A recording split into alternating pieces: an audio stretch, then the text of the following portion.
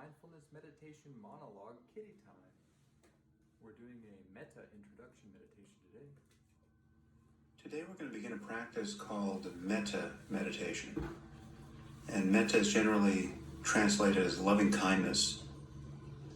And unlike Vipassana meditation or mindfulness, Metta is a practice where we're attempting to produce a specific state of mind. There is a goal here. And the goal is to feel loving kindness for oneself and for others, and to make this state of mind as vivid as possible. So the logic of this practice is quite different. It's not a matter of just observing whatever arises without judgment. It's not a matter of recognizing consciousness as it is. This really is an attempt to rewrite some of the emotional software you have running on your brain by default. And it's easy enough to do, but in the beginning it can seem somewhat contrived. And I would just encourage you to be aware of that and know that you can get past that. Take a moment to consider your default state. You're thinking about yourself and other people all the time. You're judging yourself and others. You're noticing flaws. You're rehearsing your disappointments.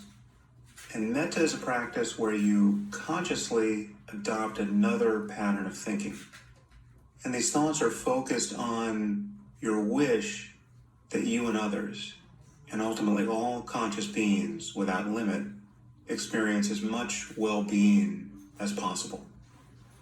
And when you connect with that wish, when you realize that you do in fact want to be happy, however self-critical you might be, and you do in fact want others to be happy, that can both change your default attitude in social encounters with others, and it can also change your ethical life, right? You really more and more want to be on the same team with others.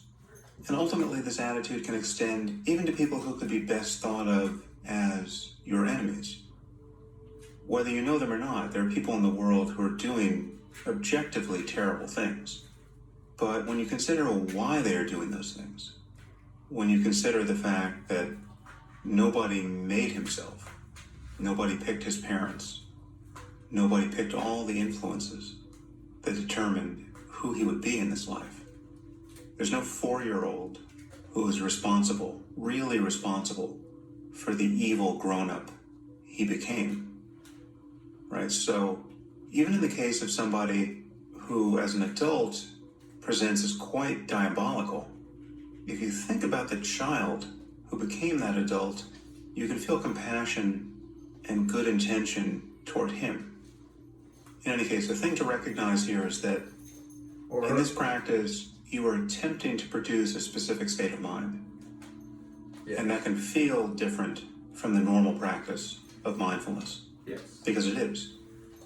However, this practice is a kind of antidote to the baseline emotion that many of us feel most of the time, which is, as you may have noticed, something a little less exalted than directing loving kindness toward all sentient beings without limit.